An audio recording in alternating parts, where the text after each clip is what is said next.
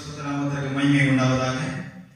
இந்த நாளிலும் மீண்டுமாக நாம் தேவனை ஆராதிக்கும்படியாக கடந்து வந்திருக்கிறோம். எத்தனையோ சூழ்நிலைகள் நம்மை ஆராதிக்க விடாதபடி தடுத்தாலும் நாம் தேவனை ஆராதிப்பதற்காக நாம் கூடி வருகிறோம். கர்த்தர் இந்த ஆராதனை ஆசீர்வதிக்கும்படியாக நாம் ஒரு விசை ஜெபம் பண்ணுவோம். எங்களை நேசிக்கிறதான அருமையான பிதாவே, நன்றி கொண்ட இருதயத்தோடு நாங்கள் துதிக்கிறோம் அப்பா. இந்த நாளிலும் எப்படியாகிலும் நாங்கள் உண்மை ஆராதித்தே தீர வேண்டும் என்கிறதான ஒரு ஆதங்கத்தோடு கூட நாங்கள் இருக்கிறோம். எங்கள் ஆராதனை ஏற்றுக்கொள்வீர் ஆண்டவரே. ஆமாண்டவரே, நீர் எங்களை தப்புவித்தருளபடியாக ஜெபிக்கிறோம்.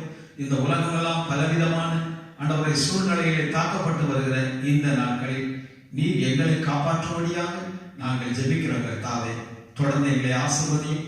இந்த ஊழியம் முழுவதுமாக ஆசீர்வாதமாய் நிறைவேற கர்த்தர் கிருபை செய்யும். நீர் அங்கீகரியும், பலப்படுத்தும். கேட்கிற வசனங்கள் ஒவ்வொருவருக்கும் பிரயோஜனமுள்ளதாக இருக்கட்டும். அவர்கள் முன்னேற்ற பாதையிலே ஆவிக்குரிய ஜீவியத்திலே வளர்ச்சியடைய சகாயம் பண்ணியர்களும் ஆசீர்வதியும், பலப்படுத்தும். மீட்பர் இயேசு கிறிஸ்து மூலம் ஜெபிக்கிறோம் எங்கள் ஜீவனுள்ள நல்ல தகப்பனே, ஆமென். ஒரு பாடல் பாடுவோம்.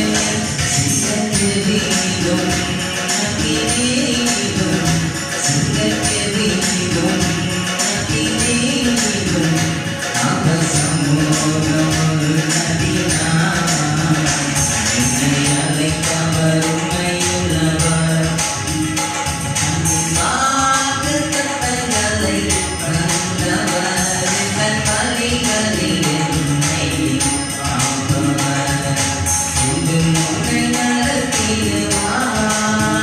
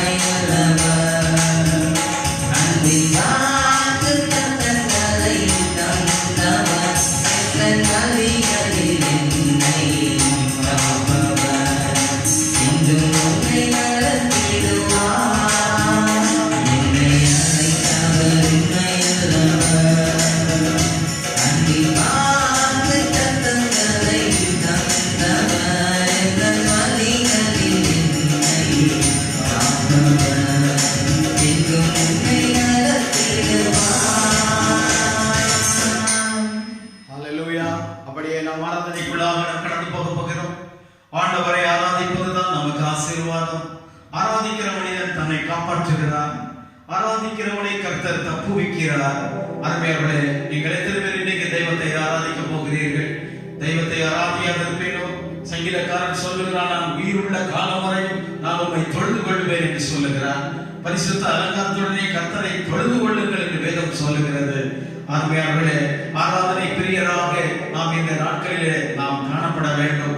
ஆராதனை பிரியருக்கு ப்ரமோஷன் என்பது நிச்சயம், வெற்றி என்பது நிச்சயம். பிரியமானவர்களே, ஆராதிக்கும்படியாக நம்மை நாமே இப்பொழுது அர்ப்பணிக்க போகிறோம். ஹல்லேலூயா.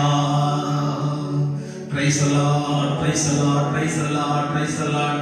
உந்தன் வல்லமையால் மகிழ்ந்திருக்கின்றேன், உந்தன் தயவினால் அசைவுறாதிருப்பேன்.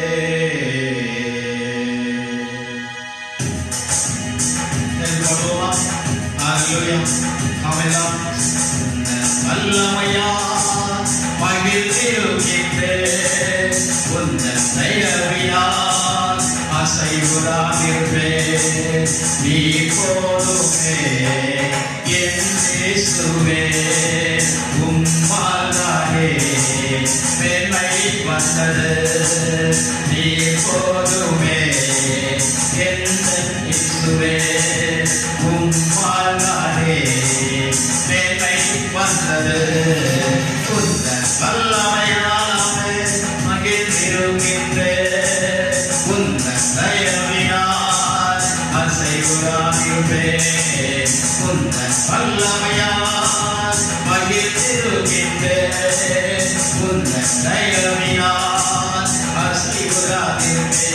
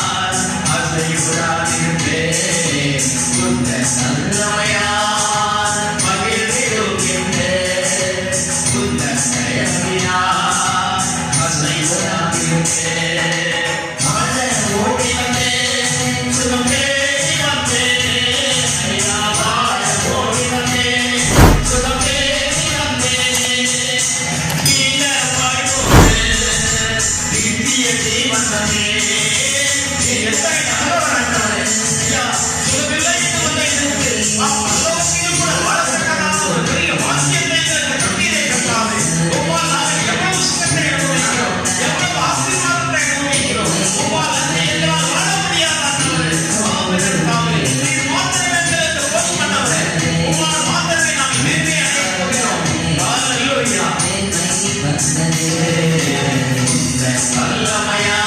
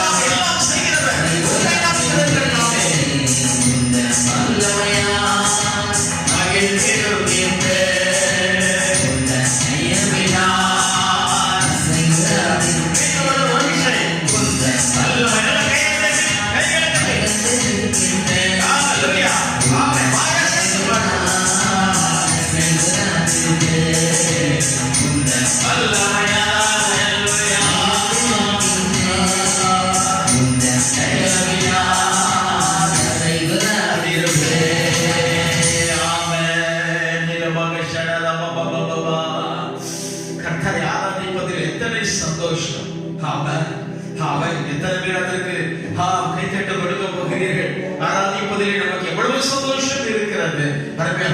தொடர்ந்து ஆராதிப்போம், எப்படியாகிலும் ஆராதிப்போம், எந்த சமயத்திலும் ஆராதிப்போம். தேவன் நமக்கு சமயம் கிடைக்கும் போதெல்லாம் ஆராதிப்பதற்கு வாய்ப்புகளை தருகிறார். அதிகமாய் ஆராதிப்போம், அதிகமாய் தேவனை தேடுவோம், அதிகமான ஆசீர்வாதங்களை சுதந்திரித்துக் கொள்வோம். ஜெபிப்போமா? எங்களை நேசிக்கிறதான அருமையான பிதாவே, நன்றி உள்ள இதயத்தோடு நாங்கள் ஜெபிக்கிறோம். அப்பா, நாங்கள் ஜெபிக்கும் போதெல்லாம் எங்க ஜெபத்துக்கு பதில் தரீங்க.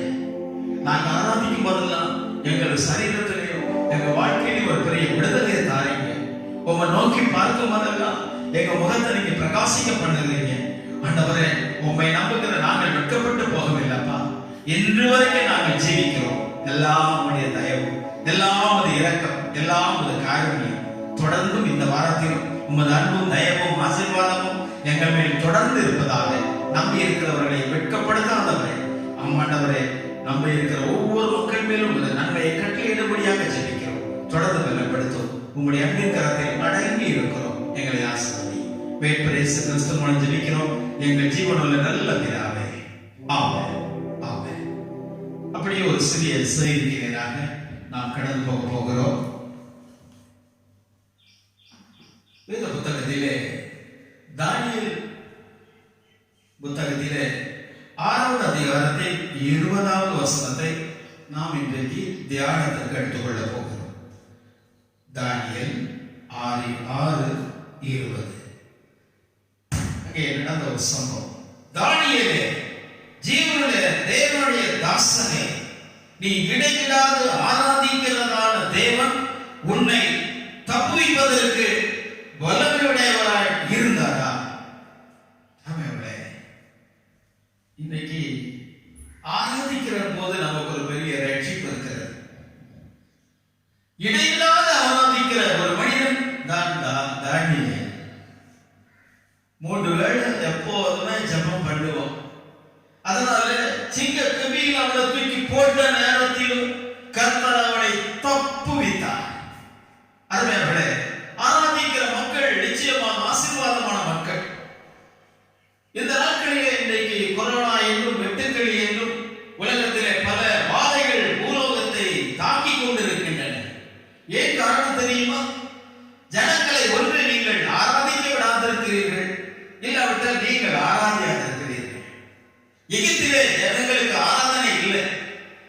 தேவன் சொன்னார், நான் வனாந்தரத்திலே ஜனங்களை கொண்டு போய் ஆராதிக்க விடு, என் ஜனங்களை அனுப்பி விடு என்று சொல்லி எகிப்திலே பார்வோனிடத்திலே கர்த்தர் தாசனாகிய மோசேயை கொண்டு பேசினார். யாத்திராகமம் 7:16 மற்றும் 8:1 நீங்கள் இவ்வாறு வாசிக்கலாம். என் ஜனங்களை ஆராதிக்கும்படியாக அனுப்பிவிடு.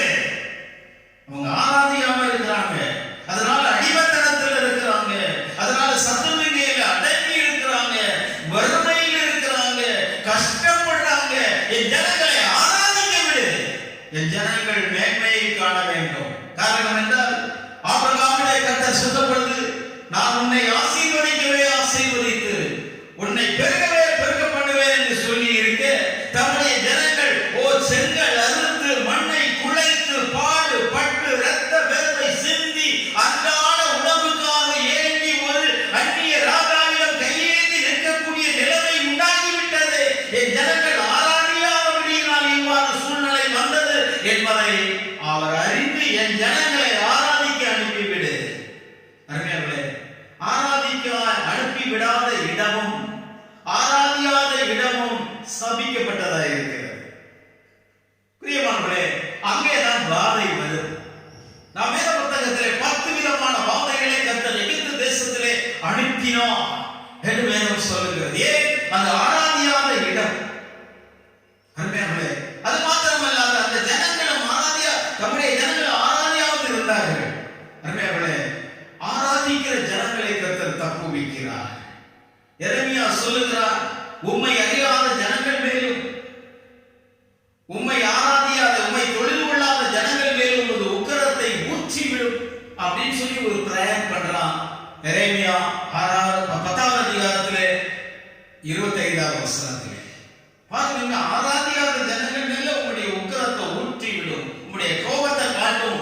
எங்க மேல தயவாயிரும் ஆண்டவரே, நாங்கள் ஆராதிக்கிறவர்கள். சாத்ராக் மேஷாக் ஆபேத்நேகோ கூட இதைத்தான் சொன்னார்கள். நாங்கள் ஆராதிக்கிற தேவன் எங்களை தப்புவிக்க வல்லமையுடையவராய் இருக்கிறார். அருமையானவர்களே, அந்த நாள் முதற்கொண்டு தேவ ஜனங்கள் கர்த்தரை தொழுது கொண்டார்கள், ஆராதித்தார்கள், வணங்கினார்கள், நமஸ்கரித்தார்கள், அதனாலே மேன்மையை கண்டார்கள். ஆனால் இன்றைக்கும் இந்த ஆராதனை நிறுத்தப்பட்ட காலம் முதல் எத்தனை பேர் இன்னைக்கு வீட்டில் இருக்கிற கிறிஸ்தவர்கள் ஆராதிக்கிறார்களா என்பது எனக்கு தெரியாது. அருமையானவர்களே, நீ யாராக இருந்தாலும் சரி, நீ வீட்டில் இருந்தாலும் தேவனை ஆராதித்தே ஆக வேண்டும்.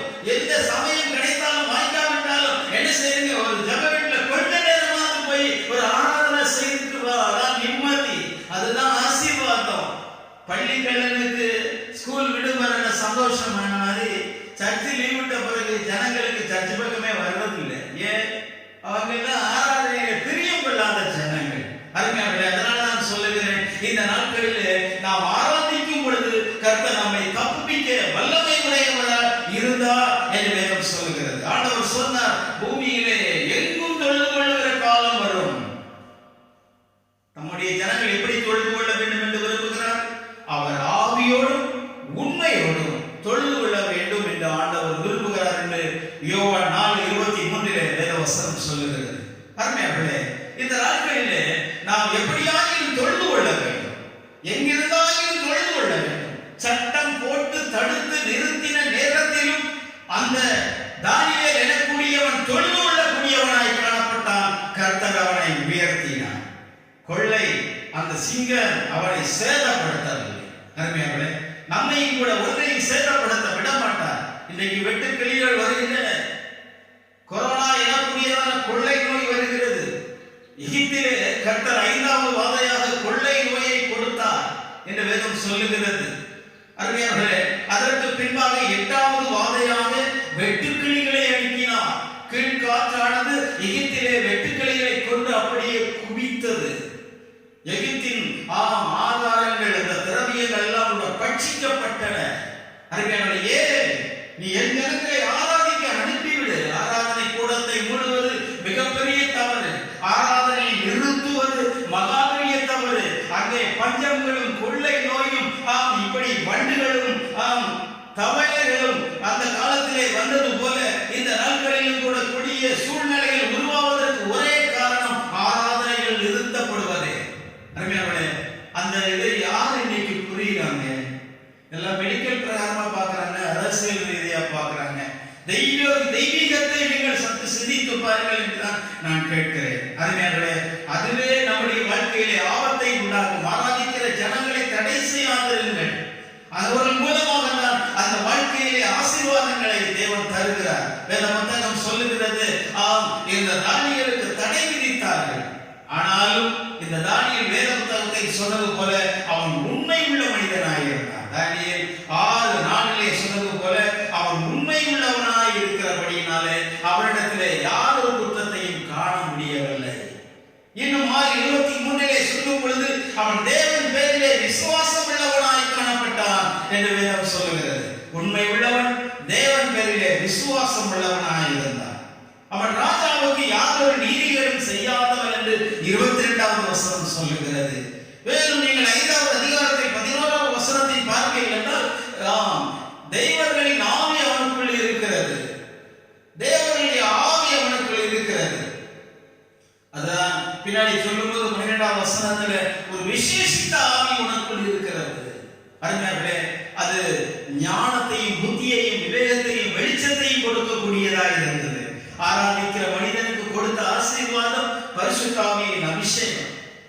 ஞானத்தையும் விவேகத்தையும் வெளிச்சத்தையும் அறிவையும் அறியக்கூடியதான விசேஷ ஞானமுடையவனாய் தானியேல் மாறினான். ஏனென்றால் அவன் ஆராதிக்கிறான். அருமையானவர்களே, தெய்வத்தை ஆராதிக்கிற மனிதன் ஞானவானாய் மாறுகிறான். தெய்வத்தை ஆராதிக்கிற மனிதன் புத்தி உள்ளவனாய் மாறுகிறான். தெய்வத்தை ஆராதிக்கிற மனிதன் விவேகம் உள்ளவனாய் வெளிச்சம் உள்ளவனாய் மாறுகிறான் என்று வேத புத்தகம் சொல்லுகிறது. நீங்கள் ஆராதனை நிறுத்தி விடாதீர்கள், அது கோபாக்கினியை கொண்டு வந்துவிடும். அருமையானவர்களே, அதனால்தான் சொல்றேன், இந்த நாட்களிலே தெய்வீக ஆராதனை நமக்குள்ளாக எழுந்து காணப்பட வேண்டும். ஆராதனை செய்வதற்கு எவ்விதமான தடையும் கூட கொண்டு வரவே கூடாது என்று நாம் அறிந்து கொள்ள வேண்டும். வெட்டுக்கிளி வந்தா என்ன, கொள்ளநோய் வந்தா என்ன, கர்த்தர் தம்முடைய ஜனங்களை சேதப்படுத்த விட மாட்டார். சிங்க கவியிலே கர்த்தர் தம்முடைய தூதனை அனுப்பினார். அக்கினி சூளையிலே கர்த்தரே இறங்கினார். அவர்களை காப்பாற்றும்படியாக எழுந்தருளினார். அவர்களை மேன்மைப்படுத்தினார். இஸ்ரவேலின் தேவனை ஆராதிக்கும்படியாக அந்த பயபக்தியோடு கூட அவரை தொழுது கொள்ளும்படியாக அந்த பெரிய பாபிலோன் ராஜ்யத்தில் தீர்மானம் எழுதப்பட்டது. காரணம், அவனை காப்பாற்றுறாரு.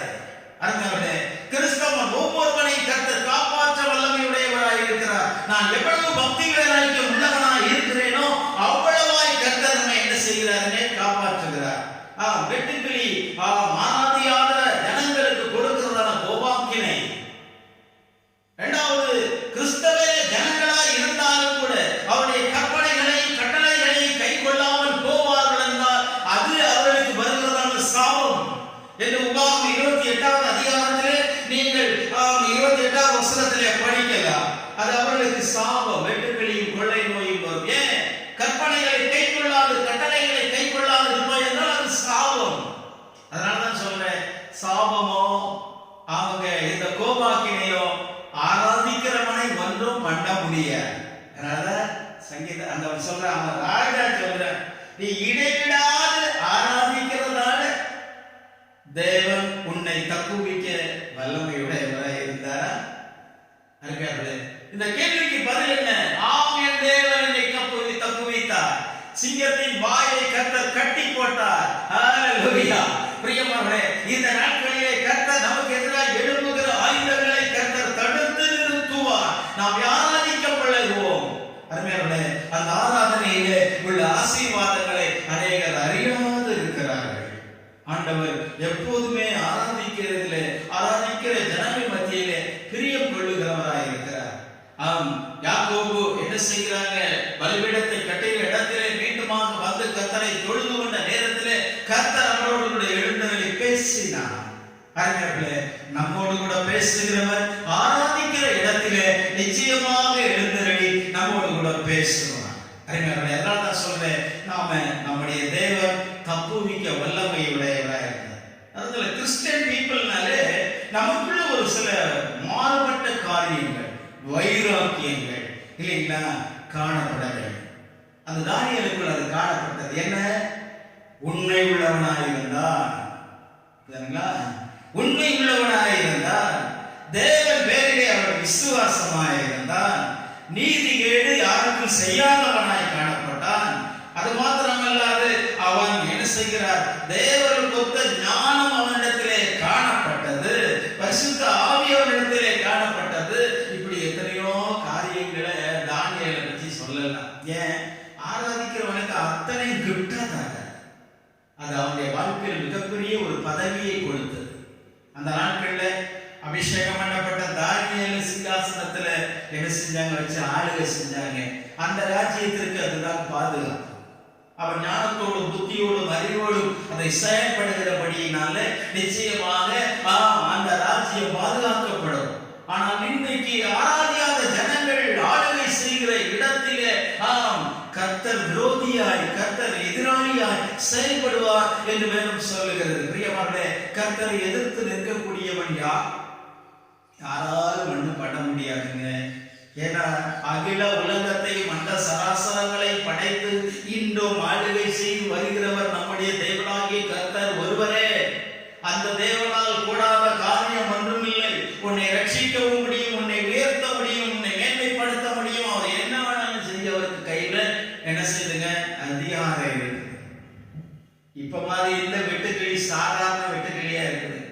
நம்ம யோவான் சாணனை பார்த்தீங்கன்னா வெட்டுக்கிளியை என்ன செஞ்சாருங்க, அவர் அதை தான் உணவா பயன்படுத்தினார். இன்னைக்கு ஜனங்கள் காலை போச்சு அதை என்ன செய்யறாங்க, வெட்டுக்கிளிகளை ஆகாரமா சாப்பிடுறாங்க அப்படின்னு வீடியோக்களை நீங்க பார்த்துக்கிட்டு இருப்பீங்க. ஆமா, இது ஆகாரத்துக்குரியதான ஒரு வெட்டுக்கிளி.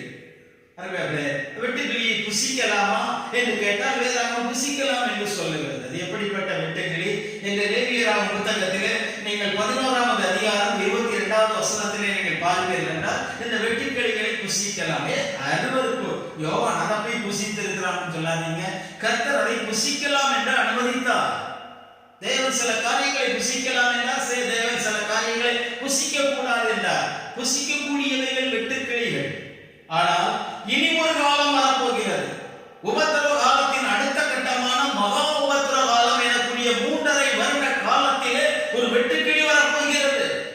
இந்த வெட்டுக்கிளியை நீங்கள் ஒருவேளை என்ன செஞ்சிடலாங்க, பூச்சி கிருமி நாசினியினாலே நீங்கள் அடித்து ஒருவேளை ஒழித்து கட்டலாம். ஆனால் வருகிற காலத்தில் இருக்கிறதான இந்த வெட்டுக்கிளியை நீங்கள் ஒன்றும் செய்ய முடியாது.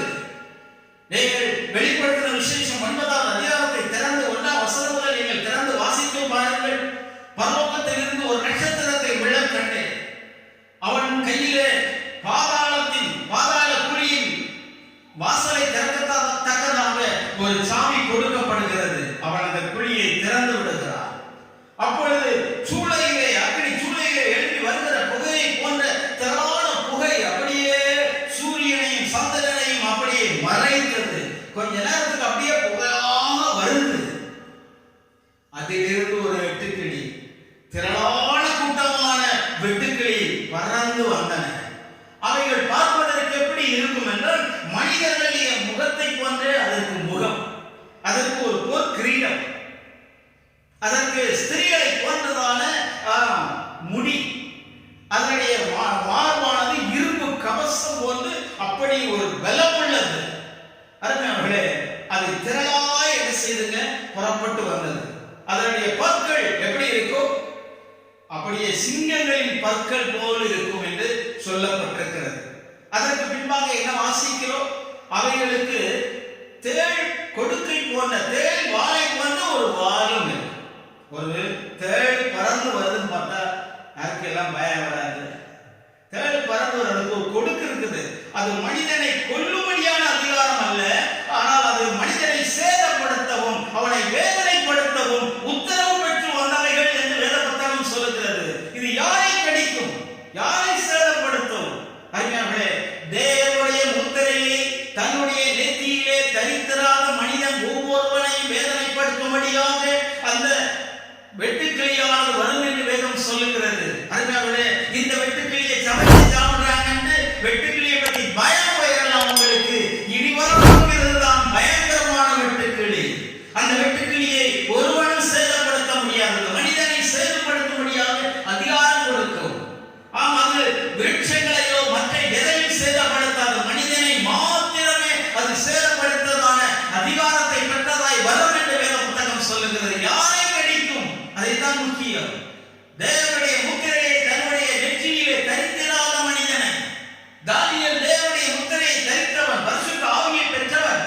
வேத புத்தகம் என்ன சொல்லுகிறது? எபேசியர் 4 என்ன வாசிக்கிறோம்? அருமையானவர்களே, நீங்கள் முத்திரையாய் பெற்றதான பரிசுத்த ஆவியை துக்கப்படுத்தாதீர்கள்.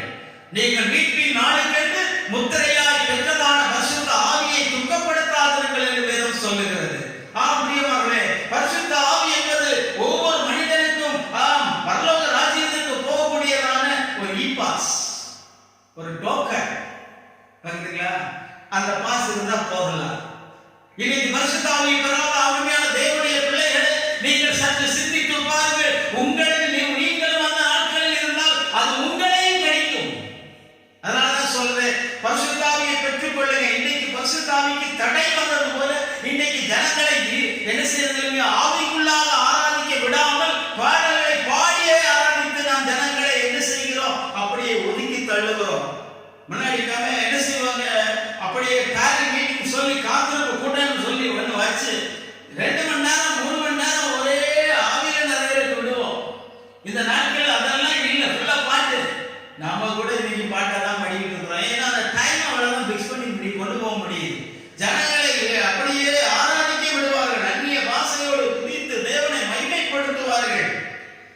தீர்க்க தரிசனங்களை உரைப்பார்கள். வரங்கள் சபையிலே பிரகாசித்தன. ஆனால் இன்னைக்கு எதுவும் இல்லை. நின்ன இடத்துல என்னுடைய கையை லேசா அரைச்சிட்டு போயிடுறான். நீ முத்திரையை இன்னும் பெறாவிட்டால், பரிசுத்த ஆவியின் அபிஷேகத்தை பெறாவிட்டால் நீ தேவனுடைய மனுஷனாய் இருக்கவில்லை என்பதை நீ புரிந்து கொள்ள வேண்டும். தேவன் மனுஷனுடைய அடையாளம் என்னவென்றால் அவன் நெற்றியிலே முத்திரை பதிக்க வேண்டும். அந்த கிறிஸ்துவின் நாட்களிலும் கூட தன்னுடைய ஜனங்கள் அவன் வேறு பிரிக்கும்படியாக அவன் ஜனங்களுடைய வலதுகையிலோ நெற்றியிலோ அவன் என்ன செய்கிறான்? தன்னுடைய முத்திரையை பறிப்பான் என்று வேதம் சொல்லுகிறது. அது அந்த கிறிஸ்துவின் முத்திரை. ஆனால் தேவன் தருகிற முத்திரை என்னவென்றால் பரிசுத்த ஆவியின் அபிஷேகம். அந்த முத்திரையை நாம் பெற்றுக் கொள்ளும் பொழுது தானியேலை சேதப்படுத்தாத எதுவும் நம்மையும் சேதப்படுத்தாது. யார கடிக்கும்? முத்திரை தரித்திராத மக்களை கடிக்கும்படியாக என்ன செய்யுமா? அதற்கு அதிகாரம் கொடுக்கப்பட்டது, உத்தரவு கொடுக்கப்பட்டுள்ளது என்று சொல்லப்பட்டது. எப்பொழுது? இந்த காலத்திலே உபத்திரவ காலம் என்று சொல்லக்கூடிய 3.5 வருடம். உபத்திரவ காலத்தின் அடுத்த கட்டம் மகா உபத்திரவ காலம். 2 காலம். உபத்திரவ காலத்துல 7 வருஷம். 7 வருஷம் அந்தி கிறிஸ்துவின் ஆட்சியும் நல்ல பொற்காலம் போல் இருக்கிறதான முதல் 3.5 வருடம். அதற்கு பின்பாக யூத ஜனங்கள் என்ன செய்வாங்க? அந்தி கிறிஸ்துவோடு கூட பண்ணின உடன்படிக்கை முறித்து போடுவார்கள். அதற்கு பின்பாக தொடக்கம் என்னன்னா அதுதான் மகா உபத்திரவ காலம். அந்தி கிறிஸ்துவாலயம் பூமியில் உள்ள ஜனங்களுக்கு உபத்திரவம், தேவனாலயம் பூமியில் இருக்கிற ஜனங்களுக்கு உபத்திரவம். அந்த நாட்களிலே ஜனங்கள் சாவை தேடி செல்வார்கள், சாவை விரும்புவார்கள், சாவதற்கு ஆசைப்படுவார்கள். ஆனால் சாவு அவர்களுக்கு வராது. கண்களை பார்த்து எங்கள் மேல் விழுங்க என்று சொல்வார்கள். அது விழாது. ஏனென்றால் நீ அனுபவித்தே ஆக வேண்டும். மாக்கினை என்பது அவன் அனுபவித்தே ஆக வேண்டும். அதனால தான் சொல்றேன், பரிசுத்த ஆவியை பெறாதவன் எப்படியாகிலும் என்ன செஞ்சிருங்க? பரிசுத்த ஆவியை பெறுங்க. உங்க பிள்ளைக்கு எப்படியாகிலும் ஒரு வேலை வாய்ப்பை வாங்கி கொடுத்தோம்னு நினைக்கிறீங்க, எப்படியாகிலும் ஒரு கல்யாணத்தை பண்ணி கொடுத்துறோம்னு நினைக்கிறீங்க, எப்படியாகிலும் ஒரு வீட்டை கட்டிடணும்னு பாக்குறீங்க, எப்படியாகிலும் பேரப்பிள்ளையை பார்க்கணும்னு நினைக்கிறீங்க, எல்லாம் பாக்குறீங்க. உங்க பிள்ளைகள் பரிசுத்த ஆவியை பெறவில்லை என்று வருத்தப்படுகிறீர்களா? உங்கள் பிள்ளைகள் பரிசுத்த ஆவியை பெறும்படிக்கு நீங்கள் தூண்டுகிறீர்களா?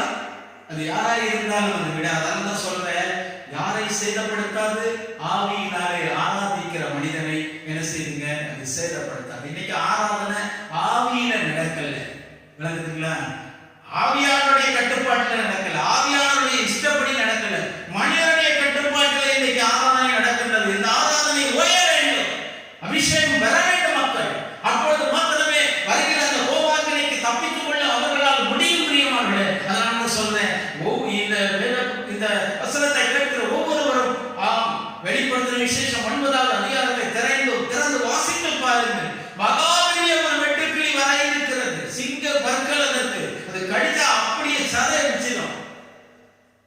மனுஷன் முகத்தோடு வந்து மனுஷன் முன்னாடி உட்கார்ந்து, இல்லடா நல்லா இருக்கியா, நானும் உன் மேலதான் முகத்துல இருக்கேன் அப்படின்னு சொல்லி தேடு வாழ வச்சு ஒரு கோடு கொடுத்து விளக்குங்களா? அப்படி கடுமையான வேதனை அவன் அனுபவித்தாக வேண்டும்.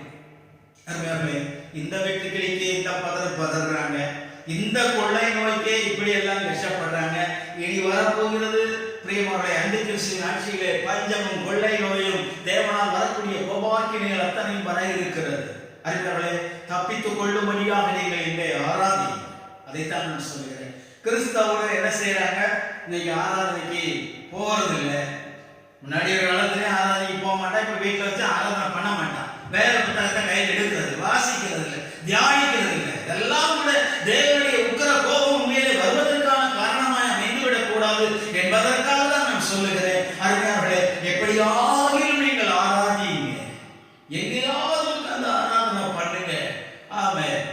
சர்ச்சை திறந்தவரை அதனால எங்கேயும் உட்கார்ந்துட்டு இருக்காங்க. சாவை முடிவர்களை விட்டு விடாதீங்க.